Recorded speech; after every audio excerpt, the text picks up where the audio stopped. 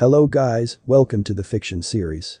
Today we are gonna see, what if Hitsugaya Toshiro remembered his life as Naruto? Part 2. If you want more awesome fan fiction like this, don't forget to hit that subscribe button, so without wasting any time, let's get into the video.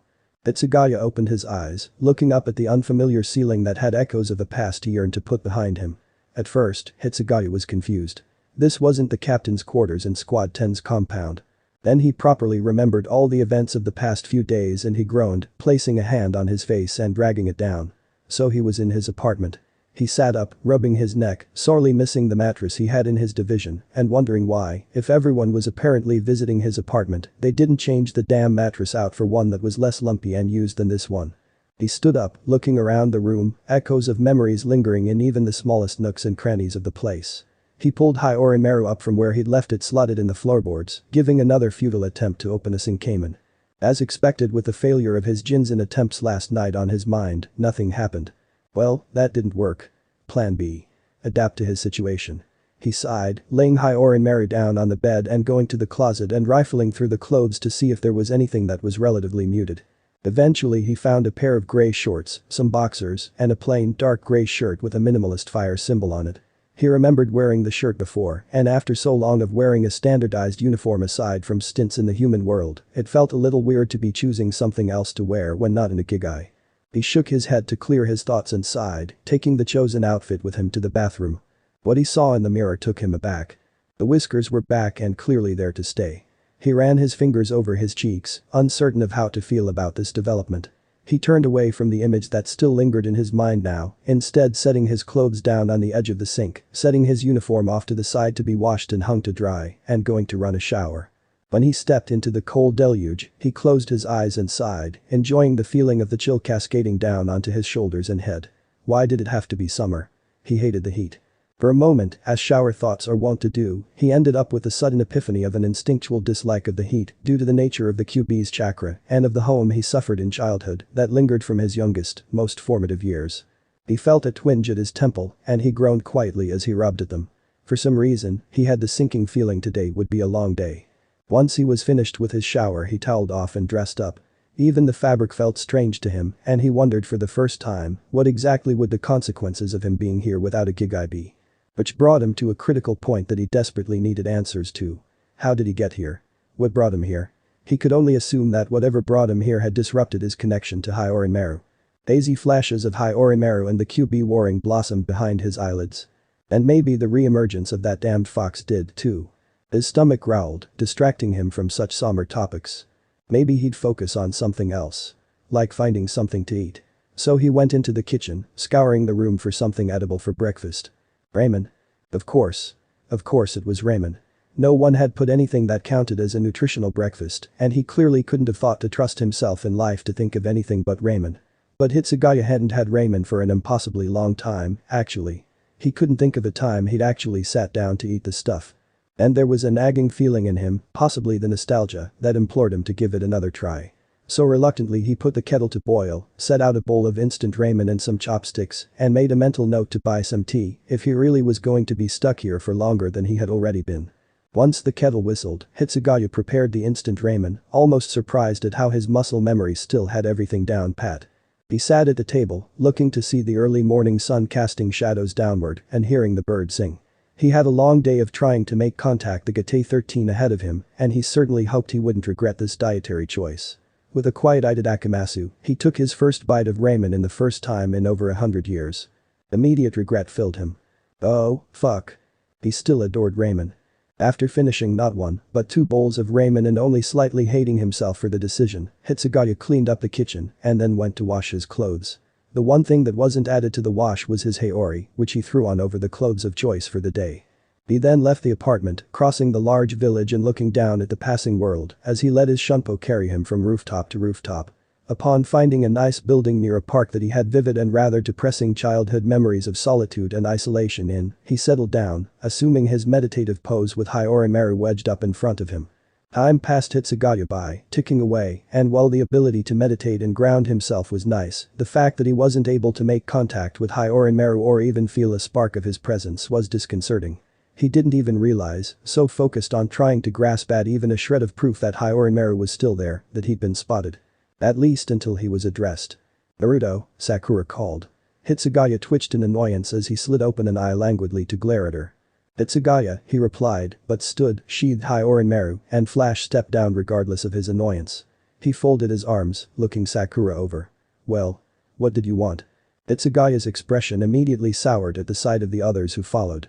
The rest of the Konoha 11 followed behind her, all looking to him with varying degrees of hope or distrust. "Hitsugaya-kun," came his soft voice, and Hitsugaya startled. He looked to Hinata, who smiled shakily, holding her hands to her chest. "Would you care to join us for the day? There's preparations for tomorrow." "Preparations for what?" Hitsugaya asked, notably less hostile than he had been only seconds before. Sakura said, softly, "Tomorrow is the day you died." Hitsugaya's expression darkened. "Ah. So a celebration, then." Whino stammered out, her eyes as wide as everyone else's. The sudden shift in his demeanor was unexpected after he'd softened as he did. "I don't hold any illusions about how I died with the village still hating me," Hitsugaya replied, his tone icy. Any sort of relaxing of his strict boundaries that they had witnessed with Hinata's approach was gone in an instant. "I'm not so naive and willing to forgive as I once was. Regardless of your parting feelings about me, I doubt even you could change their minds about celebrating the death of the miserable demon brat." "No," Choji replied, unable to help the tremor to his voice. "No one sees you like that, not anymore, Naruto." "Hitsugaya," the captain snapped. "Don't hold any illusions that I am still the same as the person you lost. I am not that person and have not been for longer than you can fathom. I would appreciate your respect in calling me by the name I have gone by for 130 years. At least Hinata." He froze, then, and looked away, mortified. "Hyuga got that right." "You can call me by my given name, Hitsugaya-kun," Hinata said. Hitsugaya looked frustrated as he looked to her. "It's not something I usually do," he replied. "I hold myself to a higher standard of respect and command respect in return. Calling people by their given names is so informal." "So, Hitsugaya," Tenten asked, squinting, "what happened to make you like this?" "Again, I don't need to explain myself to you," Hitsugaya replied, glaring. "You're wasting my time." "What time is that when you were just sitting on the roof doing nothing?" Kiba taunted, and Hitsugaya growled under his breath. "For your information, I was meditating, specifically attempting to do a technique that is unfamiliar to you all as you aren't Shinigami.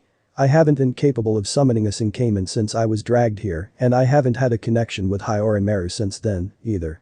"Hyorinmaru?" Shino asked, calmly. Though they knew Hinata's extrapolation of Hyorinmaru's identity, hearing it from Hitsugaya would be something they knew concretely. "Hyorinmaru is my Zanpakuto," Hitsugaya replied, moving his hand to his blade. "Every Shinigami has a unique Zanpakuto. That is all you need to know." Hitsugaya turned, and Sakura reached out. "Wait. Perhaps it's for the best to let the shorty go, Sakura-san," Sai interrupted kindly, and Hitsugaya froze, stiffening up as indignation filled him. He whipped around, his expression livid. "Don't call me that," he snapped. Sai smiled. "I knew that would get your attention. You are as quick to anger as you were before, Hitsugaya-san." Hitsugaya twitched and took a deep breath. "What was it that you had in mind for the day, then?" he asked through gritted teeth. Sakura smiled hesitantly. "We had hoped to go to your apartment to help you get settled." Hitsugaya let out a deep sigh. "I'm not staying." "But you mentioned you couldn't summon a Senkamen," Shikamaru said, "and while I don't know what exactly that is, I assume it means you can't leave." Hitsugaya twitched. "You are correct. I have forgotten what it was like to be around someone who has as sharp a mind as myself." "You, sharp?" Tenten asked incredulously, raising an eyebrow. Hitsugaya glared at her, and then the rest of the group. "You have preconceptions about me based on the person you knew. I already told you not to do that. My memories were erased, and I did not remember my life before death until recently. I am not the person you knew and I never will be." "Your memories were erased?" Shikamaru asked now, leaning forward. Hitsugaya was now clearly agitated, and Shikamaru grimaced as he immediately realized he was overstepping the boundaries. "That is none of your concern. If you wish for me to remain in your company for any longer, you'll stop prying." There was a strange churn of guilt that Hitsugaya felt the moment he looked properly at the group. They looked lost. They looked grieved, and he realized that they had been hoping desperately to reconnect with someone they lost. He took another deep breath, desperate to get a grip on his emotions again, and he breathed out, brow twitching, before bowing lowly. "I apologize. I am still deeply unsettled by how abruptly I was uprooted from the afterlife I have been settled into after so long of having had no recollection of this world. I should not take out my agitation on you." There was a quiet pause as everyone deliberated about Hitsugaya's uncharacteristic behavior before Sakura moved forward. It's alright. I imagine if it's been so long for you, I would be upset as well, Sakura admitted reluctantly. Would you come with us for today, though? Hitsugaya sighed deeply, closing his eyes. Fine. But he said, seeing Sakura's hopeful look, I've already settled into my apartment. You have? She now asked, deflating slightly. There went one idea that they could spend time with him. Kakashi-sensei told me and I was not about to spend another night at the hospital, Hitsugaya explained, shrugging lightly. It's not a big deal. Ino hummed. How about going to the bathhouses? Or a picnic in the park? Toji's eyes practically glimmered in excitation. Oh, the barbecue. I want some barbecue. Hitsugaya sighed, folding his arms. How about, prior to visiting those sort of ideas, we take a visit for groceries? Or at least some tea.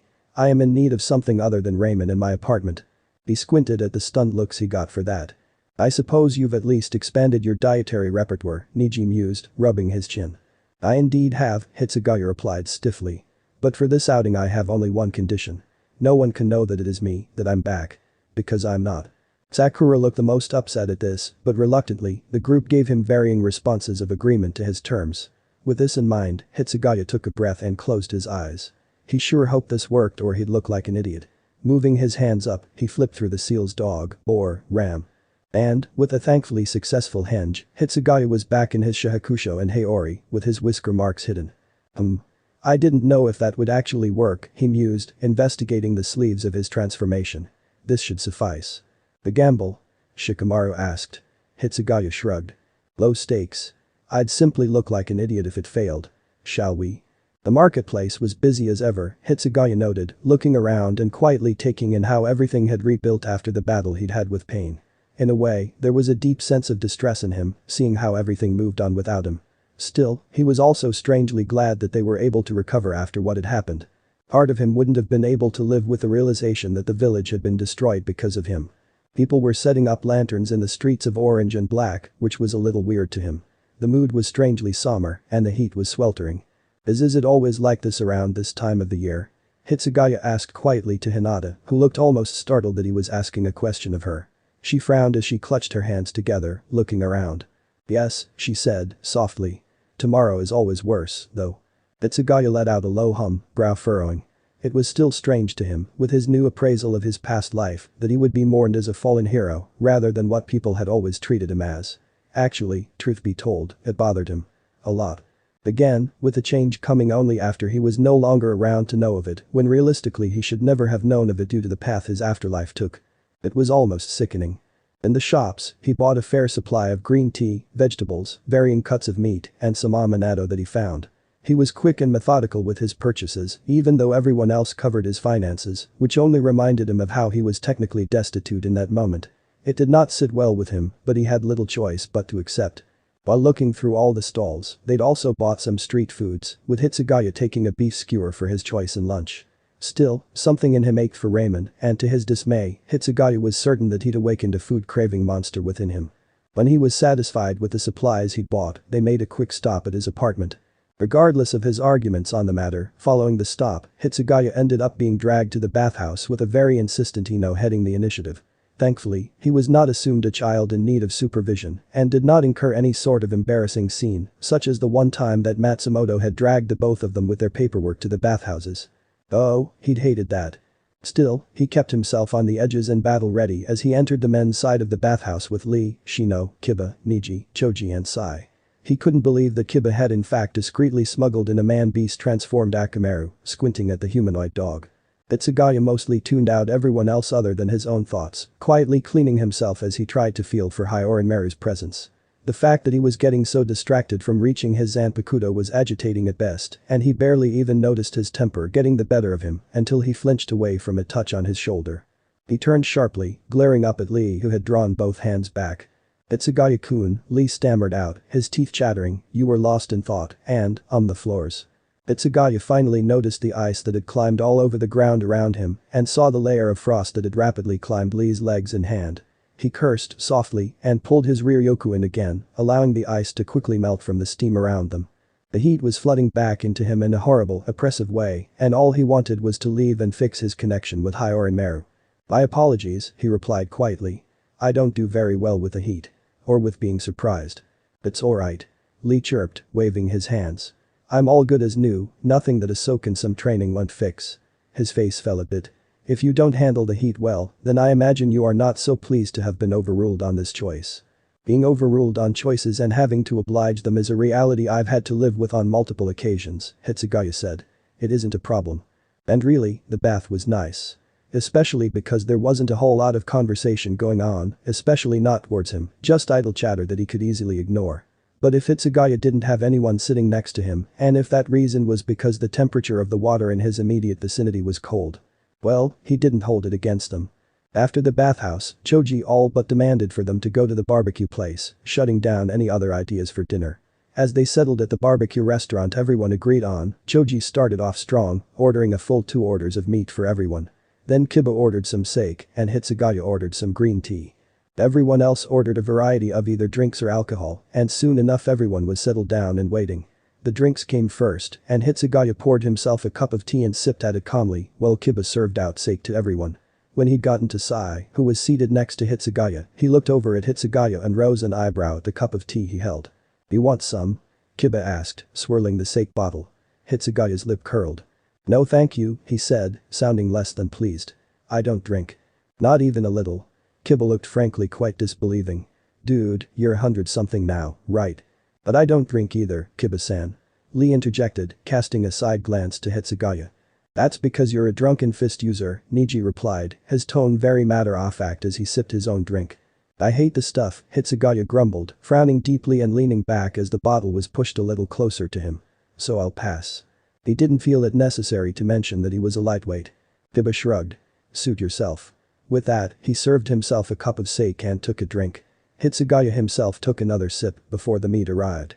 The conversation started up among most of the group about their most recent missions that they had been assigned, and the conversation dimmed when they noticed that, once again, Hitsugaya had isolated himself from everyone else, seeming almost preoccupied with something apart from them. "So what do you do, Hitsugaya?" Niji asked, picking a piece of meat delicately off the grill. Hitsugaya looked up from where he had been staring into his tea and rose an eyebrow. It seemed like a safe enough question, though, so he obliged with an answer. "I do paperwork and I train recruits and subordinates alike." "Seriously?" Ino asked, looking at him with a dumbfounded look. "That's what you do as a Shinigami?" "Shinigami of my class are seldom sent into the field," Hitsugaya said with a sniff, eating a piece of meat that he'd been meticulously caring after since he'd placed it on the grill. Sai looked to him, almost vaguely intrigued. "For what purpose?" "The same reason that I am hesitant to remain here for any long period of time," Hitsugaya replied curtly. "There is a very real risk of my Reiatsu changing the atmosphere here and putting people in danger." He yawned, setting his chopsticks down before grabbing his cup. "As our purpose is to protect the balance between the living and the dead, endangering the living is not what we aspire to do. Besides, we have the responsibility of maintaining order in Sirte. So I assume you have a high rank," Shikamaru said slowly. Hitsugaya twitched. Damn it. He knew Shikamaru was observant, he should have been more careful. Still, Shikamaru was correct, so he supposed he owed that much. "Yes." But that answer, he lapsed into silence. The conversation reluctantly picked up again about their own social lives, in an attempt to salvage the situation and not isolate Hitsugaya any further than they already felt from him. All in all, the group felt, as a whole, that trying to get any information of Hitsugaya's afterlife out of him was like herding cats. When the moon was rising high into the sky, they'd finally arrived at Hitsugaya's apartment. The group stood outside and Hitsugaya stepped in. Though he'd expected to see them leave and give him goodbyes, Hitsugaya noticed that they were in fact standing and watching him almost expectantly. "Yes?" he asked, slowly. Sakura cleared her throat. "So, are you going to go with us tomorrow?" Hitsugaya frowned. "Go to my own memorial service." There were more than a few winces had at his blunt phrasing. "That's a bit morbid, wouldn't you think?" "I suppose you're right," Ino said, hesitant. "I just feel that maybe it'd be closure for you, or something along those lines." Hitsugaya's shoulders tensed a bit. "I still do not wish to be in the center of it all. The thought makes me uneasy." "As it is your service," Lee said, hand on his chest, "it is understandable that you would feel such a way. It is alright, Hitsugaya-kun, we'll respect your decision. We do hope to see you, either before or after the service." Hitsugaya's expression softened at the edges with Lee's genuine enthusiasm. "I appreciate your acceptance of my feelings on the matter," he said. "Good night." And with that, he disappeared into the apartment, the door clicking quietly behind him. For the nth time that night, Hitsugaya rolled onto his side. He opened his eyes, staring at the wall and the scintillating light of the moon that bounced the photograph sitting on his nightable. This wasn't exactly how he wanted to spend this night of all nights, but something in him was stirring anxiously at the mere thought that tomorrow he'd see the truth of his old friend's claims of the village's changed perspective on him. He rolled back onto his back, letting out a hissing sigh of frustration. How was it that something that was usually so easy for him was now so elusive? He didn't want to sit here and let his thoughts wander. His experience so far with that happening was less than ideal. He itched to do something, and he knew at this moment that trying to achieve his connection with Hashirama would do nothing but agitate him further. No, what he needed to do was quite simple, even if the end result was the same as all other attempts. He needed to investigate, and he needed to investigate more thoroughly. Naturally, this meant breaking into the library. As one does. Hitsugaya took a moment to throw on his shihakusho and his haori and, with another pause, hesitantly remove the clothes. If he was going to be doing things like sneaking around and breaking into libraries after they were closed, then he had to be less conspicuous. Or, at least, less recognizable as himself. Unfortunately, the person he was in life wasn't one for being conspicuous, and Hitsugaya's lip curled as he looked at the assortment. He'd really forgotten how vivid his wardrobe had been, for lack of a better word. Still, he managed to find some relatively plain clothes in grays and blacks. Civilian clothes, but at the least he wouldn't stick out like a sore thumb. He really hoped he could get back to Soul Society soon. He already missed Sarate and the way life was there, and he definitely missed not having constant reminders of a life he'd rather have stayed ignorant of. Hitsugaya shook his head and grit his teeth. No. Now wasn't the time to lament that. Now was the time for answers, or at least, to get information and work from there. As Hitsugaya tidied up the closet, he knocked something out of the back and it clattered to the ground. He looked to it then, and all he could do for a moment was stare. A fox mask. He hadn't seen that since he was a kid, pulling pranks in the dead of night and causing trouble. He closed his eyes, taking a slow breath. Conflicted for a moment as memories flashed behind his eyelids, memories of rejection and harsh rebukes, and wondering why was he treated that way. Hitsugaya let slip his control of his Ryatsu to chill the room. He was going to blame the summer for his slipping discipline. He tightened shirt around the hilt of Hashirama, hoping to make it look a little less recognizable, because he'd be damned if he left Hashirama behind in this world when he couldn't be certain of its location. Then, he slipped the mask on and jumped out the window to the next roof over, destination in mind. Breaking into the library was laughably easy. Circumventing his discovery by the city patrols and making sure his shunpo wasn't detected was slightly annoying, but it was doable. Years of practice and experience helped a lot in that regard. The building was almost eerily quiet, scrolls and books filling the shelves, but Hitsugaya was on a mission. He wanted to find everything he could on texts about the afterlife, about fundamentals of chakra, and the basics of summoning techniques. He referred to the archive list that documented the locations of the materials he needed, and then went on what was ultimately the most frustrating scavenger hunt he'd been on in recent memory. His search results were rather disappointing, which almost surprised him. Though he did read interesting theories on the nature of the afterlife, most of the material that he was looking for seemed to elude him in the texts he was looking for. He did see mentions of a restricted archive and, as a result, he began searching for it. He did remember some of the layout of the village before it had been destroyed, at least, so that bit of knowledge was helpful to his search. After combing through most of the city in a mostly cursory search, Hitsugaya finally found a lead in the form of a building built into the cliff face that had the Hokage monument carved into it. For a moment, he stopped on the roof of a nearby building, looking up at the carving of the fourth Hokage. How disappointing would it have been to know that meeting his father through a shred of chakra written into his seal would be the only time he'd ever see any shred of his family. He turned away and continued forward, deftly descending down to the steps. He avoided a patrol by slipping under the stairs, though he supposed the sight of him seemingly standing on thin air would be strange to anyone who managed to see him. Once his path was clear, he made it up to the doors and read the text above them. The Noha Archive Library. Good. He was in the right place. He carefully worked the door open, doing his best to not make the door squeak, and then he stepped in. Keeping his footsteps light, he descended to the main floor of the archives and looked around, suddenly feeling like he'd made a terrible mistake. There were so many records. How was he supposed to find what he needed? Would they even have it, he wondered. Well. There was only one way to find out, and it wasn't going to be by just standing around. And so Hitsugaya moved forward, beginning the arduous task of discerning the organizational system of the archives. It took far longer than he would have liked and a few too many close calls with blanket patrols for comfort, but he found some interesting documents. Then, he turned to the table in the center of it all. A few chairs were pushed into it, but the strange thing was the scrolls and books that were sitting on the table. He picked one up and stared at it. Fundamental Theory of Chakra. Then he looked at another book, his eyes widening. Dissertation on the existence of an afterlife. This was suspicious. A trap. Immediately, Hitsugaya was on guard and cursed himself as he sensed another presence in the room. I thought I'd find you here, Hitsugaya. It was only through years of practice that he did not flinch when he was addressed so suddenly. Kakashi-sensei, Hitsugaya said firmly, moving the mask off his face with a sigh, I should have expected you to stay one step ahead. Somehow, you have always managed to do so. Kakashi stepped out into the moonlight, hands shoved in his pockets. I thought you'd come looking for answers. It seems like something the person you are now would do. His eye conveyed all the amusement he needed to convey. I did say that if you needed anything, you'd find me. I suppose you did, Hitsugaya muttered, placing his hands down on the table. Kakashi approached and then picked up one of the tomes, looking it over. He then pulled out a chakra paper. Hitsugaya beat his head to the side with a pensive frown. I've been wondering about your current conundrum, actually, Kakashi said, and offered it forward. Maybe, we can get some answers with a practical test. Something clicked in Hitsugaya's head. A possible theory to work off of. He was certain that he and Kakashi were arriving at the same thought. He reached out then and focused his Ryoryoku into the object.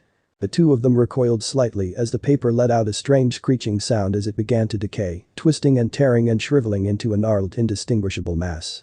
Hitsugaya dropped the paper in alarm and it fell to the ground, shattering like glass. Still, there was a tiny portion of it that remained untainted by the strange distortion. That piece had a clean, even tear. Well, Kakashi said, it appears one of my theories has some merit. Ryoryoku and chakra are incompatible, Hitsugaya breathed, and he looked down at his hands. Is that what's happening? I'm being disrupted by being here. What if he could never go back? But there is a part of you that still has chakra, Kakashi pointed out. Hitsugaya took a second look and realized he was right. Even though he felt like he had a working basis for one answer, he still had many more questions. Apparently he'd been quite lost in thought longer than he thought because he was being disturbed back into reality with a book and scroll being pressed to his chest. The scriptures talking about chakra theory and the afterlife, huh? He grabbed them in hand, blinking down at them before looking up at Kakashi. It's early morning, Hitsugaya. You should get some rest. And take those with you. Just bring them back when you're done. Hitsugaya nodded. Thank you. It should not take me long to get through these. He fingered the pages carefully before looking back up to Kakashi. I think some rest would help too. As he turned to leave, he heard something sail through the air. He caught it instinctively and looked to see the mask. Also, don't forget that here. It'd leave a trail. For some reason, Hitsugaya felt like he was being teased. But the shunpo, he left, returning to his apartment where he finally managed to succumb to sleep. Hitsugaya woke much earlier than he wanted to be awake, feeling nowhere near rested enough. Still, habit drummed into his very bones the need to be alert to the slightest of changes around him. He sat up with a yawn, wanting nothing more than to get more sleep, and looked around the room. The sun was blistering as it filtered into the room, and his nose curled. He didn't think he needed to re-emphasize exactly how much he hated summer. Reluctantly stepping out of the bed, Hitsugaya gathered his shahakusho together and went to the bathroom for another shower.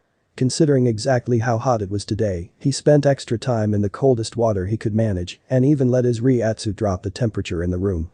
For a moment, distracted in the comfort of the cold as he was almost able to forget what was happening today. And then there was a knock at the door. Hitsugaya finished his shower and strained to listen. Hitsugaya, Shikamaru's voice filtered through and Hitsugaya strained to listen. The memorial's starting soon. Whether or not you come, that's your own choice, but I suppose I thought you'd like the heads up. Hitsugaya didn't answer. He didn't know what else there was to say, really, though he was strangely thankful for the notice. After a few moments of silence, he heard footsteps fading from his apartment door, signaling Shikamaru's departure. Dragging a hand through his hair with a sigh, Hitsugaya closed his eyes and rubbed at his temples. These past few days had been the most exhausting days of his afterlife, it seemed, and all he wanted to do was go back to how things were. This was a can of worms that should have stayed sealed. Still, curiosity got the better of him. He dressed quickly and then took to the rooftops once again, a little stunned at how barren the businesses and streets really were. There was a cluster of people all heading towards the cemetery, and that alone was morbid enough to draw him in as a witness to the proceedings. Tsunade seemed older in that moment, dressed in her full Hokage garbs. Today, exactly 5 years ago, Uzumaki Naruto gave his life to win the battle that the Akatsuki waged in our own walls, Tsunade said, her voice solemn as she stood before the crowd that was gathered. Hitsugaya hid in the tree line, stunned at the turnout and at the desolation that permeated the gathering. He was a fine young man that exemplified everything that a shinobi of Konoha should be. In his heart burned the will of fire, and that will burns on in all of us. On this day, 5 years after losing him, we pay tribute to his memory and move onward. It was hot. The sun beat down upon them all mercilessly, and not for the first time Hitsugaya regretted being here. He wondered what kept him watching as Tsunade laid down the first flower, what kept him watching as each of his old friends put down a flower, as people who had once looked upon him with scorn wept apologies for their treatment of him at his grave. He wondered what kept him watching as Konohamaru sat in silence, sparing only tears for another person he'd cared for lost. He swore he was going to get up and leave the moment Iruka knelt at his grave, laying down a flower with a special kind of anguish to his face that tore at Hitsugaya's chest, ripping open wounds he thought were healed. Iruka stayed there the longest, lost quietly to the memory of Hitsugaya's loss, and that was enough to break him. The sky grew dark above the morning village as clouds began to move in, the temperature growing colder. This couldn't go on. He wanted to say something, wanted to make this all stop. This was reminding him of every regret he'd relived upon regaining these memories that only seemed to hurt. Why didn't he listen to his own words? Coming to his own memorial? That was morbid. No, not just morbid, downright masochistic. And yet here he was. What a fool. That was it. Hitsugaya had to leave. His ability to stay detached was already wearing thin what he'd seen, with how had now watched everyone he'd died to protect succumb to grief in the sweltering heat of that summer day. But as he attempted to finally leave, he found himself stuck in place, for the last person he expected to see was approaching his grave. When the hell had the Kazekage's entourage arrived in the village? Ara, Kankuro and Tamari all approached the grave, and Hitsugaya found that, for the first time in a long time, he couldn't force himself to move, forced by his own guilt to watch the sun furl. This was too much. Seeing Iruka had been hard enough, in fact had been impossible to bear, but now seeing Gaara leave a flower for him. Seeing the mourning and the subtle shifts in Gaara's face, seeing Gaara grieve for him. Thunder roared in the clouds above. Hitsugaya startled at the sound and he looked up, shocked to see the weather shifted and the air cool enough to see his breath. When the first flake of snow fell, Hitsugaya cursed himself for not realizing sooner. It was him. The last time he'd lost control enough to change the weather with his own emotions had been longer ago than he'd care to think back at that moment. Gaara looked up and then over to the tree line, his eyes meeting Hitsugaya's, who had been distracted by his own inner dialogue. The now white-haired Jinchuriki froze, his eyes going wide. He stood paralyzed and he knew. He knew, then, that Gaara knew exactly who he was. He fled. Like a coward, he ran, taking to the rooftops and escaping the awful scene. He had been a fool to think he could handle it, had been a fool to let himself be swayed by idle curiosities. Idiot. Was he not smarter than this? Apparently not. He returned to his apartment and immediately went back to the shower. He turned the cold water on blast and stood there in the deluge that soothed the burn of the summer on his skin that still seemed to cling, no matter how the weather outside began to bring down snow. He threw up both hands against the wall of the shower, hands shaking against the tile, and he bowed his head, trying to keep his breathing under control. He didn't know how long he stood there. He didn't care how long he stood there. All he knew was that it took him longer than he'd like to compose himself. But by the time he was out of the shower and in his now default pair of shorts and a t-shirt, washing his once again sweat-slicked uniform, he was finally able to breathe without feeling as though he were inhaling shards of glass. He hung the uniform up to dry and then threw the haori on, gripping the fabric tightly in his hands as he reminded himself just what was at stake here. He had to go back. He couldn't keep needlessly endangering everyone around him with his presence. A captain without a seal. That could alter things irrevocably and cause damage he'd never forgive himself for. He decided to brew tea and start drafting a report to reduce the amount of work he'd have to get done upon regaining contact with the Gate-13. It was something normal, something unrelated to what he'd seen, and something that would distract him. He sat down with an inkwell, a scroll, and a brush, cutting neat pages in approximate shapes of his usual reports. Then came the knock. God, he was tired of knocks. After what he'd bore witness to, Hitsugaya wasn't feeling up to talking to anyone or being around anyone. He bared his teeth as he got up and went to the entryway. He threw open the door, his expression cold. Go away, I don't care what you want. He froze up again, his carefully chosen expression shattering to pieces as he saw Gaara standing there first and foremost. His old friends, Kankuro and Tamari, were an afterthought. The two only stared at each other for a brief moment, but Hitsugaya knew he was compromised. Tamari and Kankuro both stared in shock as Gaara's expression shifted, strained with sorrow. Naruto, he said, softly. And Hitsugaya couldn't find it within him to put up his barriers, his walls. He couldn't hide himself from the Kazekage, from Gaara, who knew exactly what he'd been through not once but twice now. His face fell, his eyes anguished. Gaara, he replied, sorrowful and airy, his own expression grieved. I'm so sorry. No. I should be saying that, Gaara said, in reply, shaking his head firmly. You did not deserve to die. If anyone deserved to be brought back. No. The captain said, firm, his eyes emphatic as he moved forward, closing some of the space between them. No, you deserve to come back. I failed to save you, Gaara, and now I've only hurt you, and I should've. Your death was not your fault, Gaara replied, voice heated. And you did save me. You say you failed, but if you had not been there, Elder Chiyo would not have done for me what she did. You did that. You changed people for the best. Hitsugaya couldn't find the words he wanted to say in that moment. How could he explain that the person that Gaara had grown to know as a friend was gone? Changed into him. For the first time since his arrival here, all he felt was regret that he couldn't be the person that everyone wanted him to be here. In the pause, Gaara stared at him. And Gaara knew those eyes.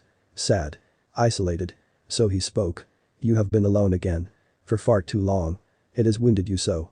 I know those eyes you have now, my friend. Hitsugaya's facade cracked. His eyes shone bright, and he couldn't understand how it was that even after all this time, that comfort from someone who knew what he had gone through was immeasurable. He was struggling so hard to keep his composure. Sand pushed him forward. He stumbled, not expecting it, shock in his face as Gaara closed the gap. He was stunned into silence at the arms that wrapped around him. Gaara hugged him, firm, the action decidedly shocking everyone just as much. Then came the sand shield rising up around them, a move that he appreciates so much in that moment that he couldn't express it. Hitsugaya couldn't help it. He knew how unused to physical interaction Gaara was, knew how it was still something he wasn't secure about, so this move was a genuine intent of concern and solidarity. He shuddered, and once the first tear came, the rest followed. The homesickness and misery overwhelmed him and he couldn't stop. He clung like a child, shame filling him as his breath hitched and shoulders shook and chest burned and throat ached. Gaara held him, grip firm and deliberate though still rusty and unsure. I didn't want to die, Hitsugaya breathed, his voice shaking. He didn't know where this was coming from. I know, and it's not your fault, Gaara said. No one blames you. And you've come back. But I can't stay. Hitsugaya hissed out, a shiver running through him. The dead have no place among the living, I endanger people just by being here, I have to go back. Is that truly a rule, in the land of the dead? Hitsugaya had no simple answer to that. So Gaara stayed quiet and kept holding Hitsugaya until Hitsugaya pulled back. I'm sorry, Hitsugaya rasped out. I don't know what came over me. Gaara tilted his head to the side, looking slightly puzzled at his words. Your ability to be open with your emotions has been something that I have admired for a long time. I am not the person who I used to be, Hitsugaya said. If everyone knew what I've done, who I've become, they wouldn't look to me as the savior they held Naruto as. Despite everything you have been through, you are still you, Gaara replied. Would you tell me what has happened? Hitsugaya grimaced. It's been a long time for me, Gaara. There's been a lot. I only remembered this life as of 5 years ago, for me, and that was after 125 years of living as a spirit in a different afterlife. I don't know if I could begin to explain everything even if I wanted to. He looked up at Gaara and let out a breath. My name has been. Gaara nodded quietly. I know. Your friend spoke to me on the matter, Hitsugaya-san. I apologize for the slip earlier. But you can call me Toshiro. Gaara blinked at him, and Hitsugaya couldn't help his own softening expression at the small smile that crossed his friend's face. Of course, Toshiro. Are you composed? Hitsugaya blotted at his eyes one last time with his palms. Yes. Thank you. He was actually almost surprised at how he felt better for the first time since he'd been dragged into this mess again. Still, he would have preferred if feeling better didn't come at the cost of tears. He already felt ridiculous for having cried. He ignored the painful twist in his chest and finished compassing himself. The sand shield finally went down, and Hitsugaya stepped back. Gaara folded his hands behind his back. If it would suit you, you can come in, Hitsugaya said, gesturing to the door. Gaara inclined his head. I would take you up on the invitation, Toshiro. Temari and Kankuro looked to Gaara, surprised. The rest of the Konoha 11 all looked startled at Gaara's use of Hitsugaya's first name. Moreso, they were surprised at how Hitsugaya didn't seem fazed by the use of it. Hitsugaya stepped back and allowed everyone to enter the apartment.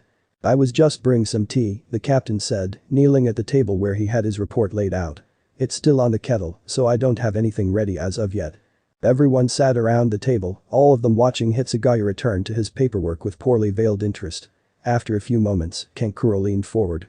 So, Toshiro, he began. Hitsugaya, the captain corrected, and Kankuro blinked. I have given Gaara permission to use my first name. Both of the siblings looked to Gaara, their faces sobering. Right, Kankuro said. Sorry. Hitsugaya, then. What exactly are you doing? Paperwork, Hitsugaya replied. Standard procedure will be to file an incident report upon regaining contact with Sirite. Sarate, Tamari repeated, frowning. Hitsugaya closed his eyes for a moment, taking in a deep breath. I do not intend on speaking at length about my afterlife, Hitsugaya replied. But I will explain that I did not go to the same afterlife that awaits everyone here. I assume it was the hand of the Shinigami of this world, but I wouldn't have any memory of it. The purification process saw to that, and I have little desire to establish contact with the Shinigami of this world. You can do that? Kankuro now asked, both eyebrows raising. Hitsugaya finished the first line of text, moving on to the next. Sakura noted the surprising neatness to his handwriting. Theoretically, yes. As I am a Shinigami, I alone have the power to establish a line of contact with the Shinigami here. In practice, however, I do not wish to risk seeing what kind of creature the Shinigami of this world truly is, as this world is. Much different from the world that I have been a part of for so long. What is it like?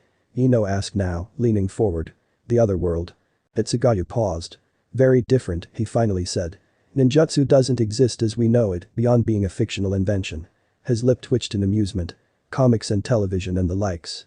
Television, Shino frowned. As in surveillance. Hitsugaya sighed. The world there is substantially more advanced than here, technologically, even though the afterlife is simultaneously the same as here and less advanced. But there are trade-offs, such as not having chakra or access to Tenketsu gates. I don't think I'd like to have a world like that, Kiba sniffed. Hitsugaya let out a quiet huff and shook his head. What? Kiba asked, not liking the idea of being out of the loop. They don't have Jinchuriki, Gaara said quietly, filling Kiba into what bothered Hitsugaya. Kiba's expression fell and he looked to Hitsugaya and Gaara guiltily. Oh. Hitsugaya sighed, then, placing the brush down. In a split second, the kettle whistled and Hitsugaya stood. Excuse me. He moved to the stove, putting the kettle off. He steeped the leaves and pulled out cups, and soon enough everyone had a cup of tea. Hitsugaya was sitting once again, resuming the paperwork as the tea steamed next to him. I do not understand how you are content to do paperwork, Gaara finally said, softly, and Hitsugaya snorted. I am not contented, actually, but it is a sense of normalcy after my current life was dragged out from under me. He shook his head. My vice captain loves to shirk her paperwork at all times to get drunk and throw parties. Even from before, when I was just the third seat, she wanted to shunt her paperwork onto our captain. Only, now that I'm the captain, it's fine for her to offload her paperwork onto me. She tries to sort her unfinished paperwork into my stacks, hides it under the couch in our office, and if I am on extended missions in the living world, she sends me folders filled with even more paperwork. He pinched his brow. The things I do to ensure we don't get our division's funding cut. Gaara grimaced. Oh, paperwork. Indeed. Man, I'm surprised she has her station, Kankuro said. She's lazy, his face softened. But she is dependable. And much stronger than anyone expects. I know she will cover my back. She always has. Even when I didn't, he thought darkly, recounting just how stupid his attempt to throw of his station during the Kusaka incident really was. How much he must have hurt her too, then, yet she still stood by him. You care about her very much, Gaara said softly. An admirable trait in a commanding officer. Hitsugaya laughed quietly and closed his eyes. You will never hear me admit it in front of her, as she will never let me hear the end of it, but yes, I do. She is important to me, to the point that I trust her implicitly. She is the reason I became a Shinigami. He sighed. The fact that Hitsugaya was talking more about himself than he likely realized was enough for none of the Konoha 11 to speak up about it. Sakura was thankful that Gaara was there in that moment because she was finally able to know something about the ever-elusive Shinigami that she had once known as her friend. Still, his unintentional slips of information about himself couldn't last forever. Hitsugaya didn't like to talk too much about himself anyways. Enough about me, Hitsugaya finally said, taking a sip of his tea, tell me how you have been. You've been Kazekage for 7 years now. 6, Gaara corrected, but almost 7. It has become progressively easier to twist the arms of the older council members and get them to approve of the reforms I have been trying to push forward, and so positive change has been ongoing. Hitsugaya inclined his head. We've been having some of the same ourselves, actually. And soon enough the two were engaged in a surprisingly animated discussion of economic development and resource management, which honestly boggled everyone in the room. Shikamaru and Niji both seemed to be listening in, both of them picking up hints of information that Hitsugaya would unintentionally drop while lost in reconnecting with the former Jinchuriki. Truthfully, though, it is quite annoying when there is that one person who assumes they are above reporting appropriate resource usage and leaves others in their department to vaguely approximate what they'd done, Gaara said, vague annoyance to his voice as he sipped at his tea. Much agreed, Hitsugaya replied, serving himself more. At this point, he'd had a couple pages filled out of his report. He also felt the heat coming back, itching at his cheeks and his collar. It was uncomfortable, and he unconsciously lowered the temperature of the room by letting out some of his icy reiatsu. He didn't even notice the shivers of everyone in the room.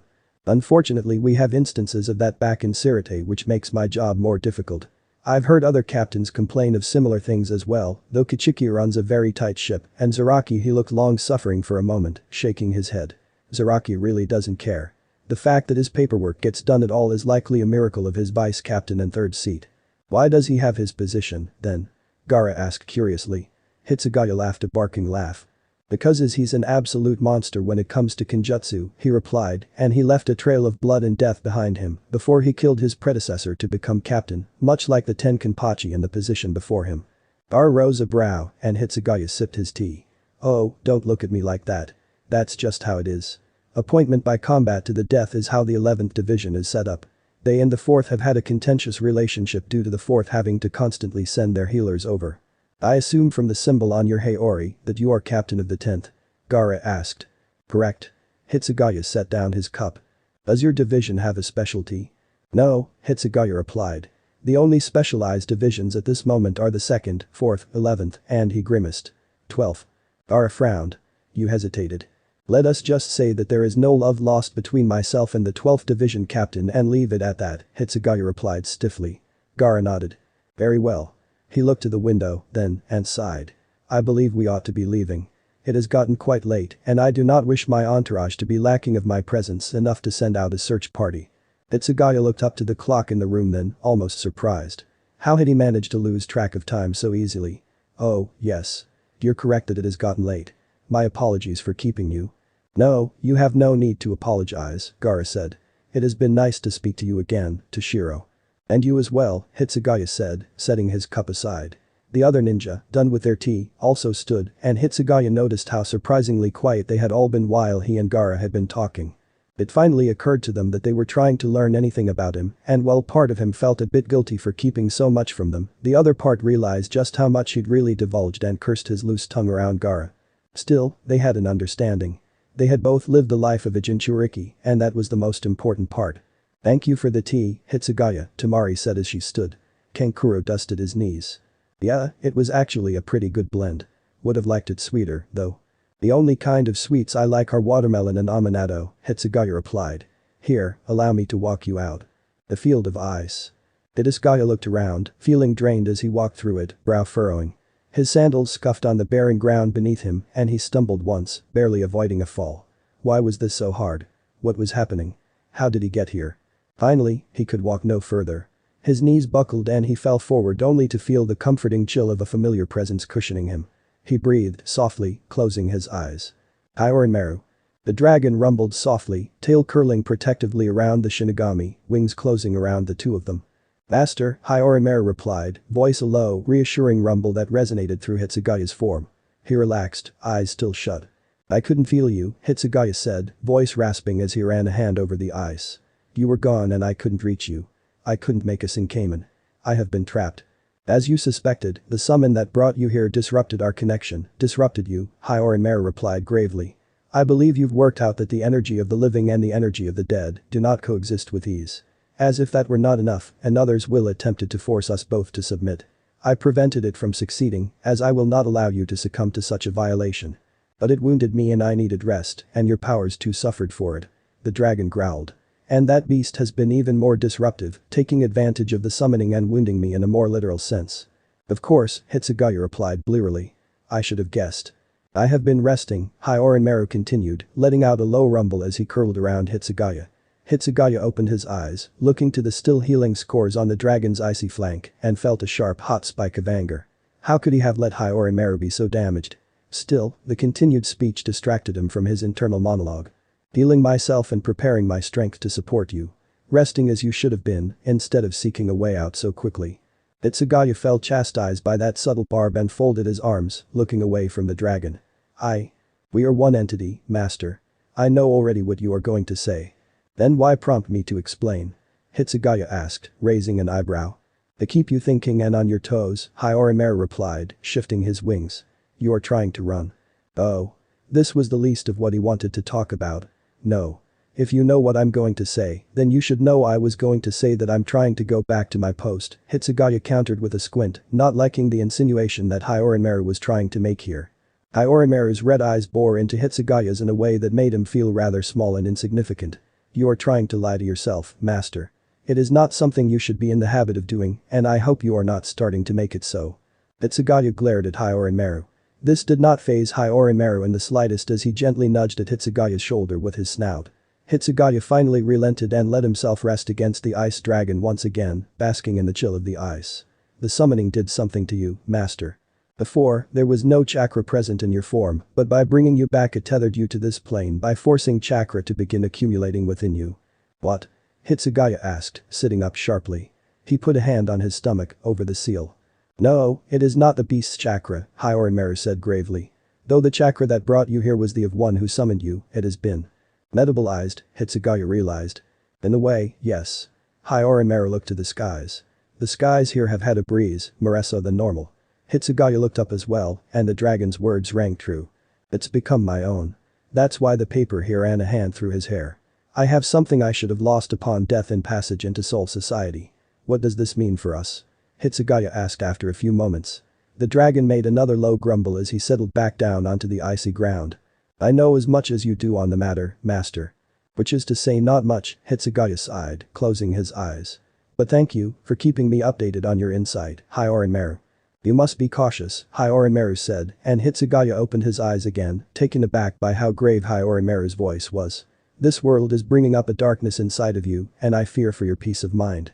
The beast is gathering his strength, and with how much time has passed since he has roused, I fear it will be to your detriment. Hitsugaya's eyes fluttered open, the parting words of Hyorinmaru the last thing in his memory. He shuffled, feeling exhausted and woozy with remnants of heat, but stared up at the ceiling that was thoroughly frosted. How did he get here? The last thing he remembered was offering to walk everyone out.